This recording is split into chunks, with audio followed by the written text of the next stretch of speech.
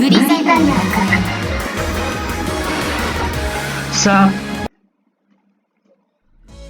now then, as for Komane Sachi, dressed as always in an impeccable neat uniform, she was cheerfully dragging a cart that had an enormous travel bag out down the aisles of the hardware stores. At a glance, one might have assumed that she was a server for some Asian who became leave and now was buying the things she needed for her journey back home. But the items she was purchasing were far too peculiar.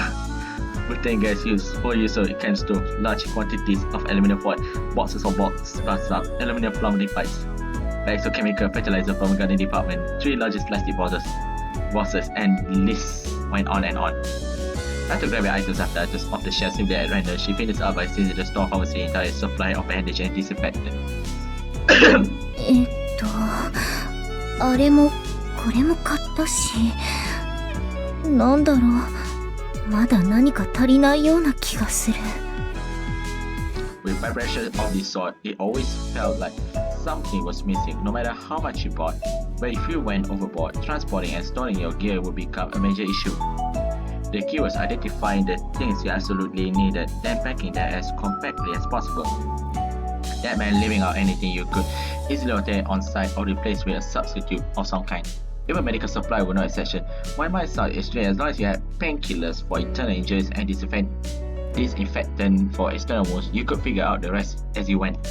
After carefully reviewing everything she bought at the hardware store, Sachi proceeded to divide the supply among her 3 plastic boxes. The plan was to create 3 emergency boxes to be placed in the various locations. She left one of them among the bushes in a small park just across the road. Once the rest of the gear was hidden along their anti-surge escape, Sachi herself would be able to travel rather lightly. And should she ever need to resupply, she could do quicker and safely by retrieving her Kache from their hiding spot.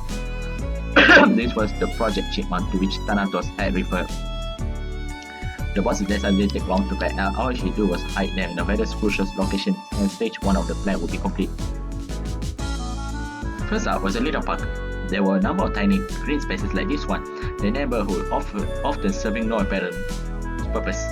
Many of them actually contained storage sheds full of firefighter gear or emergency equipment for use in the disaster, and some even hide entrance to underground facilities of some sort. But for the most part, they were designed as recreational spaces for children or families. That meant the boxes she left here almost certainly would be discovered unless some degenerates who enjoy skulking around in the bushes happened to be stumbled across it. Of the remaining boxes, she left one in the quiet operation lockers of a public base was stated near her anticipated escape route. Then packed the other in the cart box that have a luggage ship service send it to the convenient located office. That made 2 standard resupply Kache she could easily retrieve her hands and 1 backup Kache with the logistics in the hands of the shipping company. She had 3 different cards she could play, depending on the situation developed. うまくいくのかな。 Preparing for the unforeseen was a task that involved dwelling endlessly on worst-case scenarios. Having completed her initial preparations, such as paused briefly to consider her next move, and in that moment a sudden wave of anxiety and fear had washed over her. Inevitably, her mind had returned to the most basic question: were they really going to pull this off? Was this really going to work? It wasn't that she had any complaints regarding Project Chipmunk. She was second-guessing her own choices. Her asking herself if enlisting in this war had been the correct decision. Her faith in this mission was all she had to stand on, but as she led her way alone, that faith had begun to tremble beneath her feet. She had to carry out her duty all alone. That solitude gave rise to fear, but she knew what to do. Commander Sachi knew exactly what to do. When you're about to fall apart, go ahead and eat your lunch. Those were the words of Suamane, warrant officer first class who provisioned all of her Mihama warm squabs meals. She had spoken them this morning while handing Sachi her lunchbox lunch. When your heart falters, take a moment to nourish your body. While you feel your empty belly, think of the comrades you have shared meals with. Remember the faces you've seen around your table. As she stood anxiously hung in the shoulder of her maid uniform, Sachi gazed had found its way to the fighter philo lunch that Amane had packed for her. お弁当。 Reaching out of the box, Sachi picked a long sushi roll and took a big bite. Within a moment, she could feel the anxiety in her heart begin to melt away. When she closed her eyes, she could see her friends gathered around the dinner table. Their image was vivid and clear. What sort of expression did they have on their faces? They were smiling, every last one of them. It was the very picture of a harmonious family. This was why Sachi had chosen to fight. She'd do anything for these people for the chance to bask in this warm again. The flavor of cucumber, dry gold, tuna in mayonnaise, natto, and salmon spread slowly across her tongue. It was the familiar taste of warrant officers who was cooking. Making quick work of the sushi, Sachi washed it all down with a pleasantly fizzy cider. By the time she finished, not even the slightest sting of fear remained in her heart. これで私は10年戦える。So long as you remember the smiles of your comrades, you can keep fighting. With that conviction burning in her breast, Sachi marched off towards her post with a spring in her step. Yumiko-tan.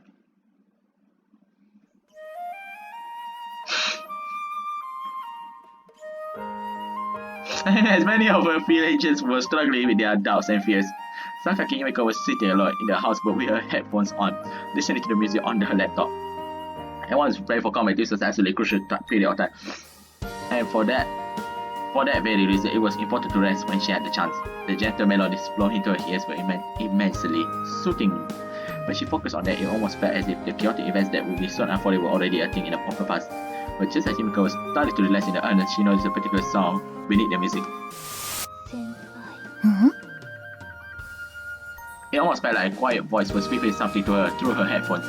Senpai. What? Senpai? Was it just her imagination? She thought she could hear someone respectfully speaking the word senpai.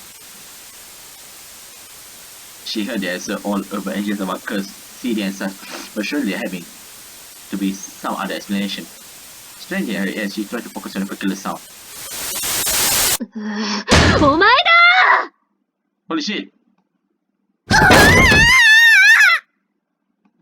Letting out a shriek that she wouldn't believe herself kept on producing, Yumiko tumbled backward out of the chair she'd been sitting in. あらら、びっくりさせすぎちゃった?ごめんなさい。タナトスです。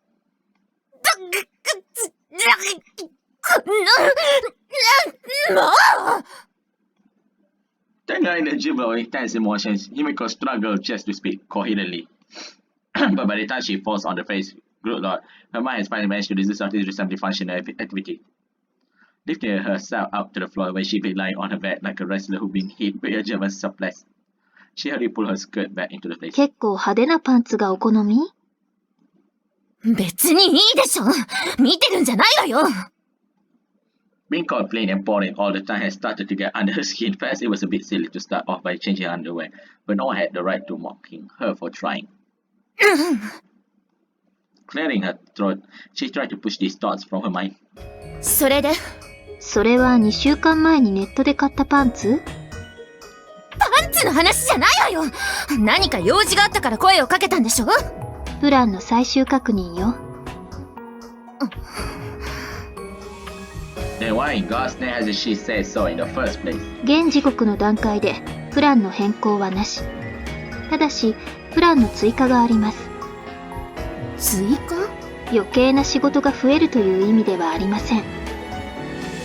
これまで通りの最適なプラン A、ベストを捨てたベターなプラン B の他に、さらに条件の厳しくなったプラン C、さらには徐々に配線の色が濃くなるプラン D、いろいろなものを諦めて最優先事項のみに集中するプラン E、そして最悪とも言えるプラン F まで、とりあえず6通りのプランを用意しました。まあでしょうね。人員、機材、時間を考慮すれば、それこそいくらでもプランは立てられる。中には誰かを犠牲にしてでも目的を達するプランもあります。他の子たちには説明できません。時には最善どころか次次善を捨てるケースもあるでしょう。犠牲を出す前にミッションフェイルドのタイミングを決めるのはあなたに一任します。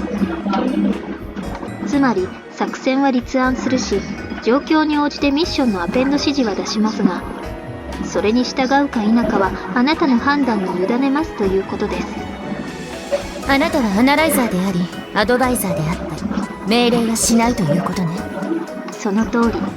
所詮私は機械です。機械の出す答えというのはいつだってその時はそれが最善だったという結果になりがちです。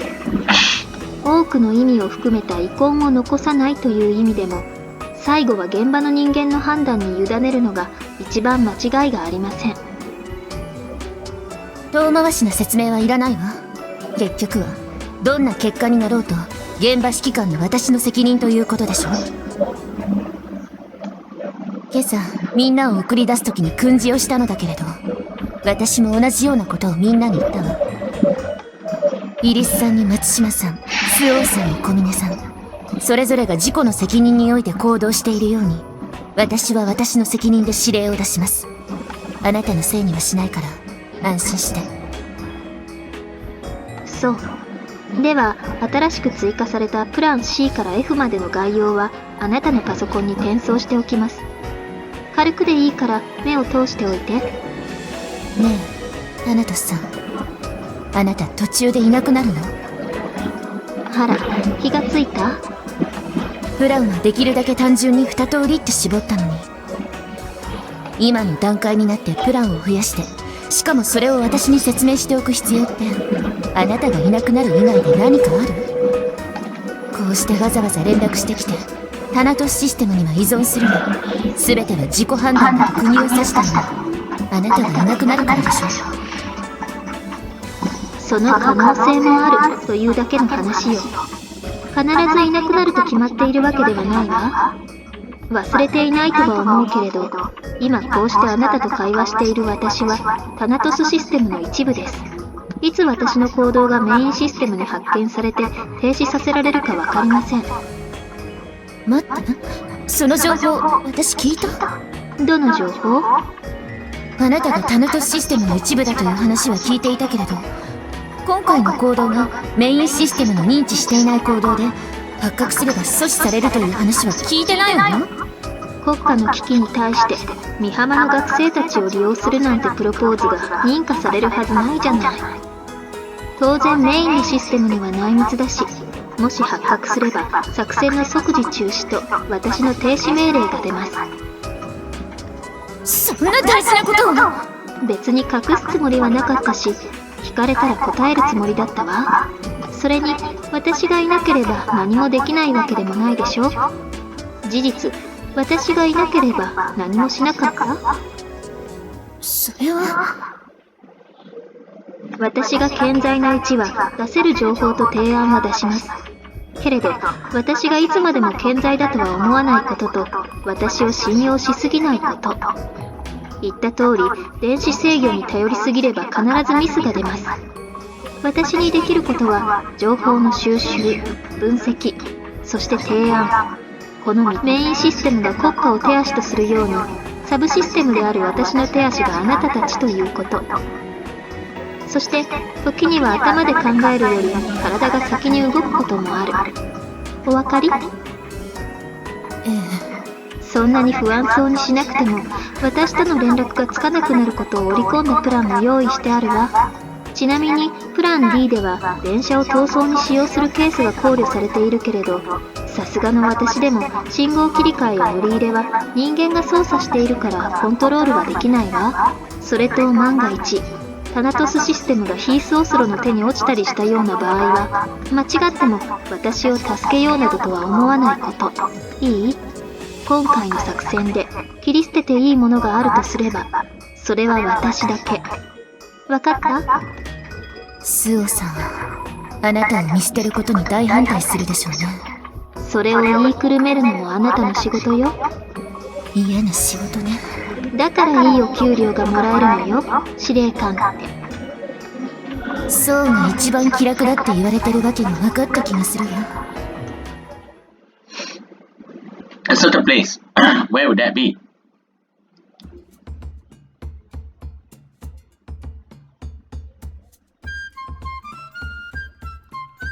At the same time this conversation was taking place, Matsushima Mishiro was waiting in the park where the meeting would take place, staring intently at one housewife who was walking with her dog. Are you meeting someone? The job itself was a simple errand. She just had to be in a certain place to receive certain items for a certain person. The location was an issue. It was a public park with plenty of foot traffic, so she probably wasn't going to get shot dead on the spot. That said, the person she was waiting for was an employee of Yuji's company. From what she heard, it sounded like kind of place that went out of its way to hide people with lots of skeletons in their closet. So the person she remaining here almost certainly has some kind of ugliness in their past. More to the point, she was here to pick up the belongings of a wanted man from this possibly dangerous person. It was easy to imagine how things could go wrong. The longer she spent turning these thoughts around in her mind, the The more everything around her started to look suspicious. By this point, she managed to become outright paranoid. 怪しい。あの犬連れたおばちゃん怪しい。ちょっと少し落ち着きなさいよ。君すごい汗だよ。あのおばちゃん工作員だ。犬の散歩に見せかけて私のことずっと監視してるんだ。何を根拠に。だって犬の散歩なのにあのおばちゃんずっと犬を抱っこしてる。変、絶対変。あれじゃ散歩の意味ない。まあ言いたいことはわかるけど、そういう人もいるって。きっとあの手に下げたビニール袋の中にコルトを隠してるわね。そんで私は少しでも隙を見せたらズドンってする気だよ。間違いない。ビニール袋の中身は犬の排泄物だと思うけどな。じゃあきっとその犬のうんちを私に投げつけて殺す気だ。落ち着きなさい。確かに死にたい気持ちにはなるかもしれないけれど死にはしないから。っていうかあのおばちゃんは関係ないから。じゃあなんでずっと私のことじっと見てるの。青い顔して冷や汗だらだら垂れ流しながらずーっと独り言をブツブツ言ってるからじゃない。そのうち通報されるわね。パトカーと救急車どっちが迎えに来るのかしら。何よそれ。あ、車が来たわ。パトカー、救急車、どっち。同じものが見えてるくせに。分かってるわよ。ちょっとボケてみただけじゃん。A dingy white van pulled out to the curb just outside the park. Blue letters on the side spread the names of the certain janitorial companies the public pays or Yuji's employer. The side was small white automobiles like this one tended to bring back some unpleasant memories to Mitchell, but in any case, it seemed that the person she was waiting for had finally arrived. どうしよう。ちょっと怖い。Is that Adam? どうする？私も行こうか。いい。なんか最近頼ってばっかだったし、自分で行く。そう。じゃあ頑張って。Everything was going to be fine. She was, after all, a tsundere. That meant no one could resist her chance. Nothing could compete with the power of tsundere. Take the domestic cat for example. This was an animal with no real redeeming features except its own cuteness. However, one might ask, had such a creature not been wiped out long time ago? The answer was simple. Cats survived because they were tsunderes. First, it was essentially dignified for human beings to lower themselves to the feelings level in order to make their way through this cold hard world. But the way she saw it, her life had been too bad that after she chose to take on her current role. And so, Matsushima Michiru's fate was firm. The power of Tsundere would see her through. ちょっとあんたが運びや。おい、年上に向かってあんたとはなんだこれ。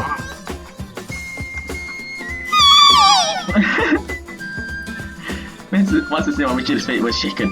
Within the first 3 seconds of the conversation, her rock solid belief in Tsundere's supremacy had given way beneath her. She was so terrified that she wanted to cry. Suddenly, overwhelmed by anxiety, the heavy building outside forced Michiru to retreat inside her own mind, forcing her other side to take over. 行ったそばからか。なんだ、何をブツブツ言ってやがる。ごめんなさい。私海外が長かったから日本語って苦手なのよね。まあいいさ。年下のくせに年上をあんた呼ばわりするやつは他にも心当たりがある。そういう生き方しかできないやつがいるのも分かってる。荷物を持ってきてくれた？ああ、いつも通り後ろの荷室に入ってるよ。どれがそうなの？なんだか荷物だらけでよくわからない。というか、この扉どうやって開けるの？めんどくせえな、もう。つかお前も荷物受け取りに来たなら作業服ぐらい着てこいよ。ね。私に言われたって知らないわよ。私はただここで荷物を受け取れって言われてきただけだもん。これだよ。アルミのケースとリュックサック。あら、ご親切にありがとう。受け取ったらさっさとどっか行け。これ以上目立ちたくない。何も聞かないのね。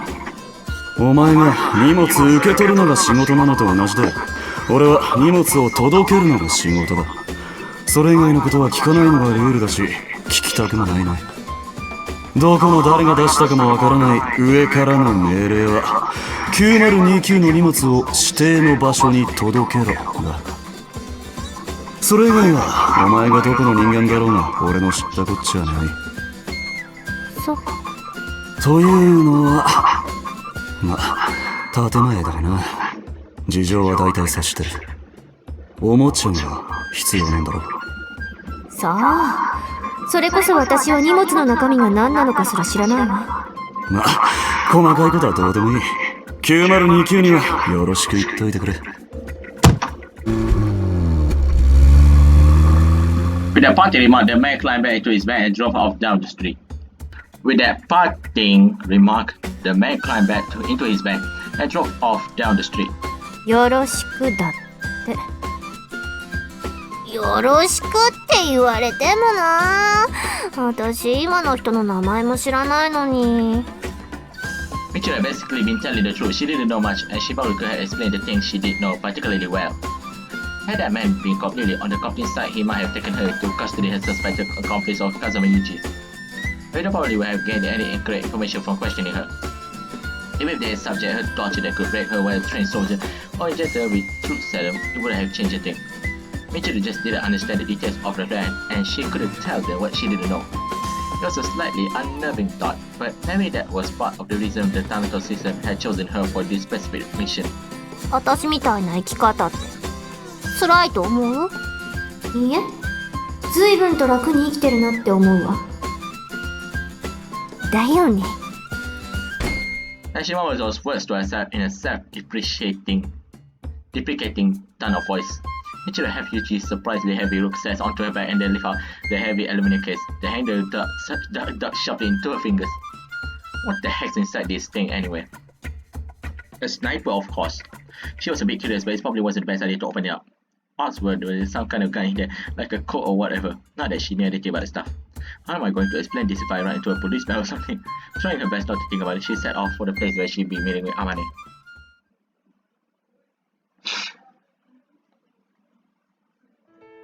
The randomest point was in the same ward, and hadn't looked that far away on the map, and Mitchell already managed to maintain a normal pace for the first 10 minutes or so. The main point was the sheer weight of this aluminum case. When she had it in one hand, the handle would be painful to her fingers and the whole arms would eventually go numb. But when she tried to hold it in both hands, it was almost possible to walk without constantly bringing her leg into that thing. The best way was to briefly shift it from one hand to the other. After 50 minutes of this period, she found herself putting kiss down to the referee after every 10 steps or so. And when she started to feel faint because of all the sweat she was shedding, she had to pause to buy herself a drink from a vending machine. But just as she was starting to reach the very limits of her very limited endurance, her eyes found from the pair of oversized breasts waiting in the distance, and she teared out in the silent joys of a traveler who found their way to an oasis. 重かったー。お疲れ。どう？荷物無事に受け取れた？ああ、なんか思ってたより簡単に受け取れたけど、ここまで運んでくるのが一番大変だった。つうか、有事のバカはよくこんなものを持って歩くわね。まあ、有事の場合、40キロぐらいの荷物を背負って、山の中を20キロぐらい歩くのが仕事だからね。思ったけど、軍人って絶対にマゾだよね。っていうか、そっちはどうなの？車は受け取ってきたの？ああ、うん。特捜車ってどんな車？まさか戦車みたいなやつ？どこに止めたの？いや、普通にあんたの後ろに止まってるじゃん。それだよ。え？後ろってこれのこと？うん、そう。To be sure, there was a motor vehicle parked on the street behind Michiru. Its design was rather advanced in its own way, but to her eyes, it seemed obnoxious and even as a cursed artifact unearthed from some ancient tomb. She was sweating again and had nothing to do with the exercise. She just endured. もう一度聞くね。本当にこれなの？だって他にないでしょ？ With a smile that seems oddly sinister, Amane held out a leather keychain with the manufacturer's logo and let the keys jungle against each other. Hold on a second, am I actually crying right now?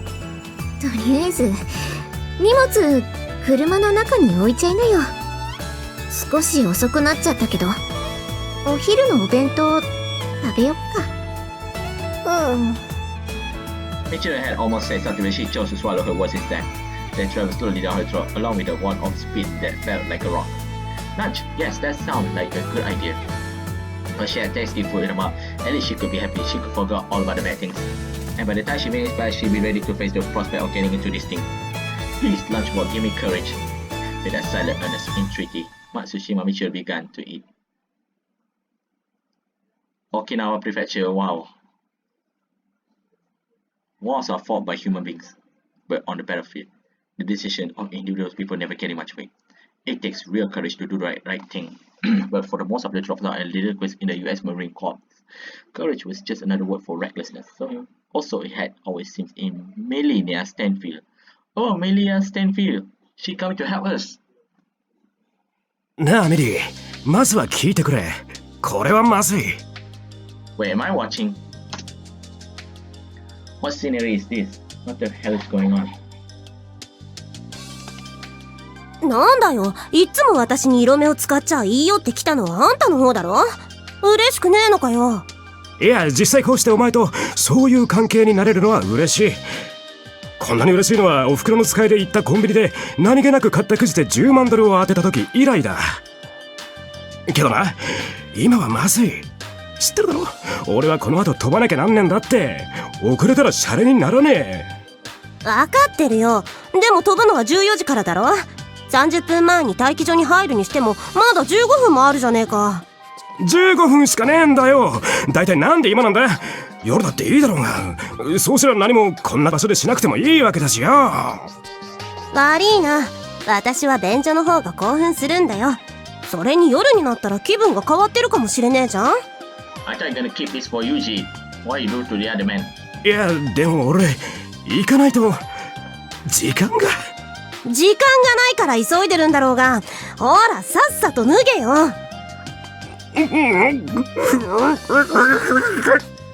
お、目つき変わったな。どうする？残り時間は10分だ。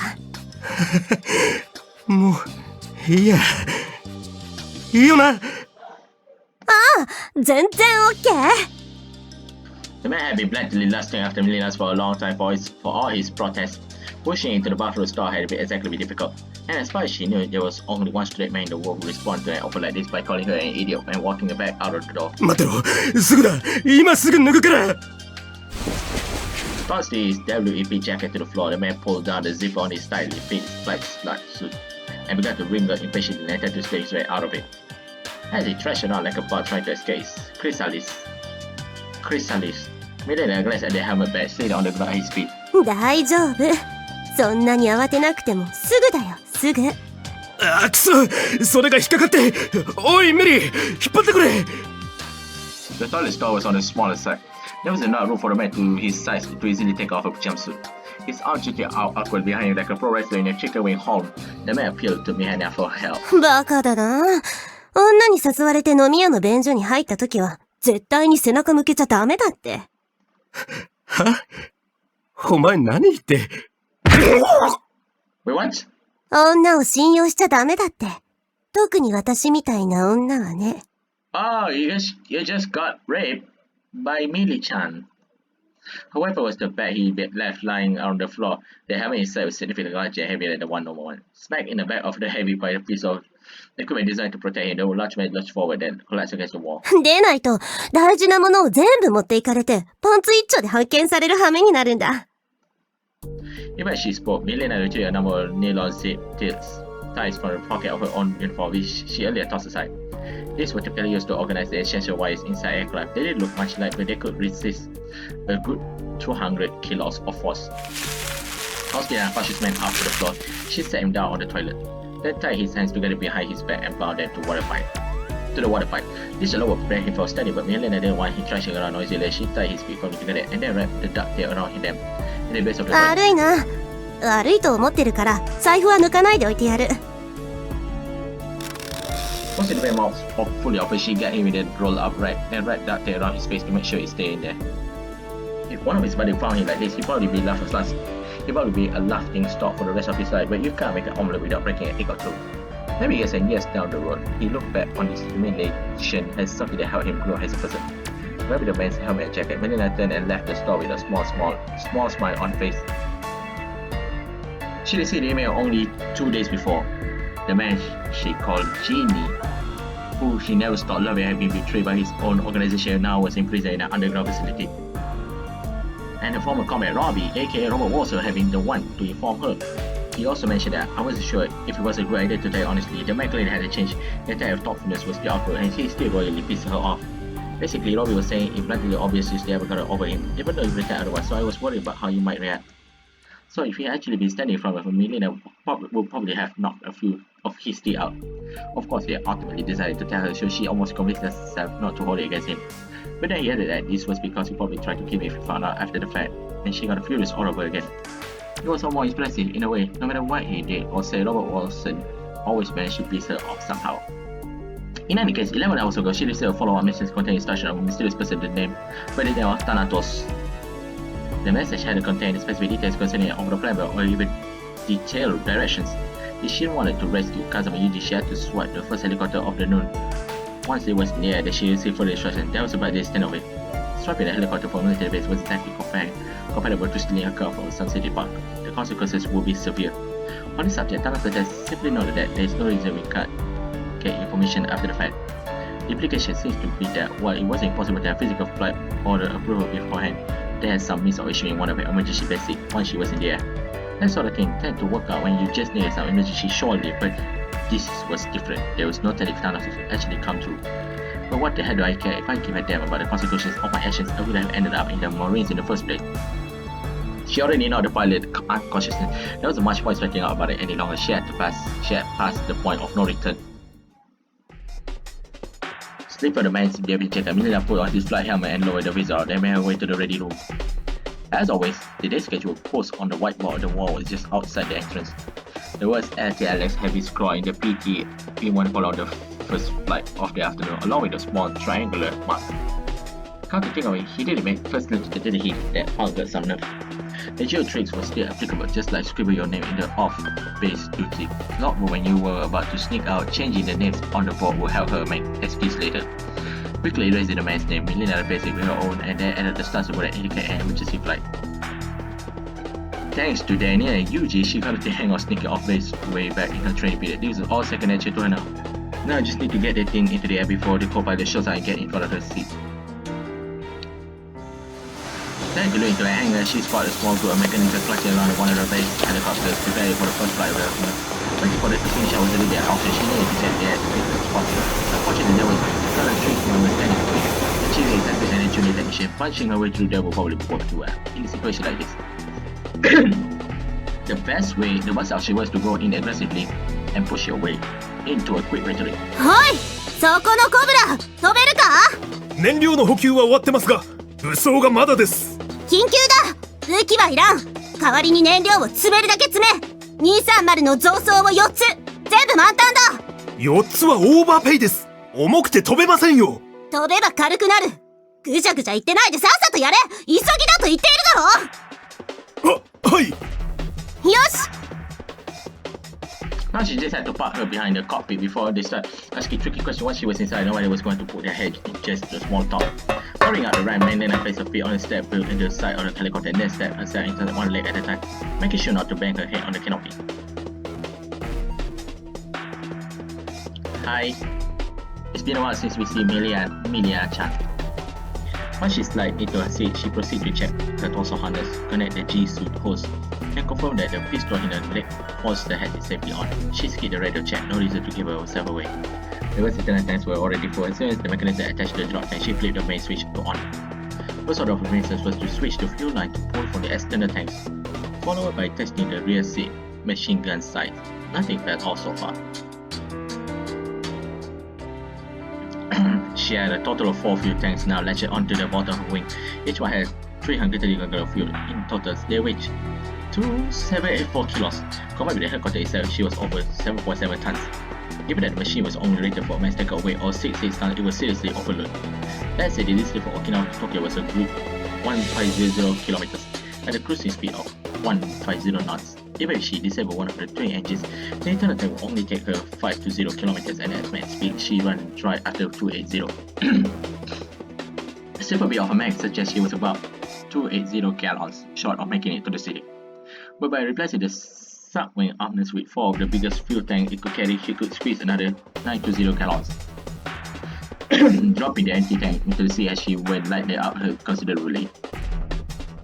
Even with the extra drag and weights, it would be enough to get her to Tokyo with fuel to spare. Only problem was that she had absolutely nothing in her weapons racks. Her only means of attacking would be 2mm godly cannon in the chin with a mere 750 rounds. She burned through the ammo in less than 5 minutes as she held down the triggers, given that she had no idea what lay ahead. That wasn't actually reassuring. Then again, maybe it's for the best. Probably would go too overboard if I started shooting off missiles in the Japanese airspace. 断機を始めるぞ。機体から離れろ。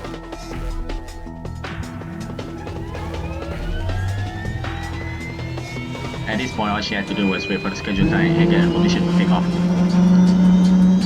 This might be just actually work.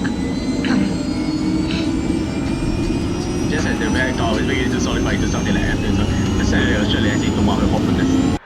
なんだ、どうした電話で確認しろ。 Uh-oh. No, the crews orders his ancestor and all towards the ready room. There they found already. 出すぞ。待ってください。警報の確認が先です。 These are not good. She didn't know the exact reason that Allah was going to resent with my bad use. She had her tank and the skill was locked to the ground. Was forced on take of an auction. No, they set her hook up to the fuel truck and the power car. What now? Quickly, it takes the protection made a reach for the gun in her leg post. And that moment, the SSR crew came running back for the ready to his face white and sweet shock. 大変です。パイロットがトイレで拘束されているのが発見されました。何？よく聞こえない。そこにいるパイロットは偽物です。エンジンを止めさせてください。なんだと？もうすぐ警備の増援がこちらに。今すぐ機動車を外せ。やめろ。何が目的だ。こんなものを盗んで何をする気だ。うるせえ。拳銃振り回しているうちに言うこと聞けこら。こいつの弾がなくなりゃ次は20ミリをぶっ放すぞ。落ち着け。理由を説明してくれれば。警備が来るまでの時間稼ぎのつもりか。持つ撒き散らしてえのかてめえ。やめろ。さっさと機動車外せ。ぶっ殺すぞ油虫。いたぞ。こっちだ。くそ。The skid in the air, our automated iPad appeared in the distance behind the maintenance crew, and now was running towards her. The thing was going downhill fast. She had to get into the air right now, even when ripping the helicopter free of its fuel hose and charging harness. As Manila reached for the inner lever that closed the canopy, there was a sudden shower of sparks across the side of helicopters. 今すぐ機体から降りろ。次は当てるぞ。許可は出ている。危ねえだろバーカ。発砲したぞ。構わん。撃て。撃ち返せ。 As she felt, if they catch her right now, where she was going to get off with a few days in the break. Might as well just roll the dice then.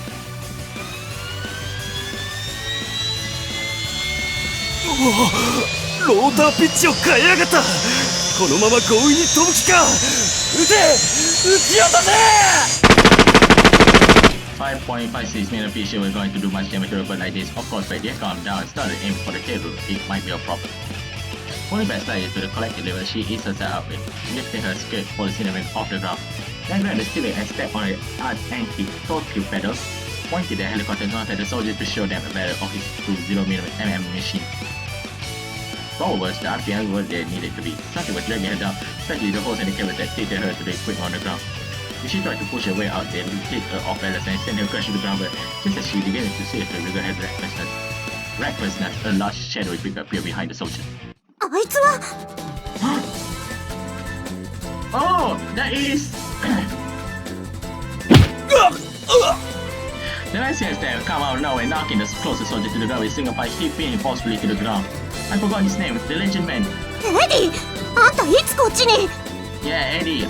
We are going to save Kazami Yuji. 行け、ミリエナ。でも。事情は自分もロビーから聞いて知っている。後のことは任せていけ。ありがとう、エディ。With a forceful push on the collective lever and gentle movement of liquor, Millie-Chan jammed down on her anti-cold field. At this point, the helicopter turned sharply in the air, pulling around the starter truck like a wire control voice circling through. 外れた As if fighting a strong dynamical wind from behind, he turned the tail carefully controlling the load of his rotor blades, expecting her to hit her quickly in. The scary part came after that. The helicopter lurched off balance like a fat and broke the free swing at the edge of his road blade before getting closer to the ground. Never felt a cold joy of fear down her spine. She couldn't let herself panic. Overcontrol would only throw her the helicopter before the off-blade jack to focus on her anger and look over the rotor, not the lurcher itself. Painfully feeling, she redistributed the load across her rotor blade, producing an audible change in the sound of their rotation. Quickly around the pitch level, she dropped her feet down to briefly touch the ground. But despite her best effort on the ceiling, the helicopter proceeded to swing sharply in a circle. Through the cockpit, Kinopi shoot out a glimpse of the captain fighting in faces of the soldiers on the ground. They were clearly expecting her to crash. I'm not going to down the AC, damn it. Bang, my swans might be elegant, but they always fell in beautifully under the surface of the water. And the episode here. There is 3 more. Save Next episode. Yes. The right this file. Adios, Famosa.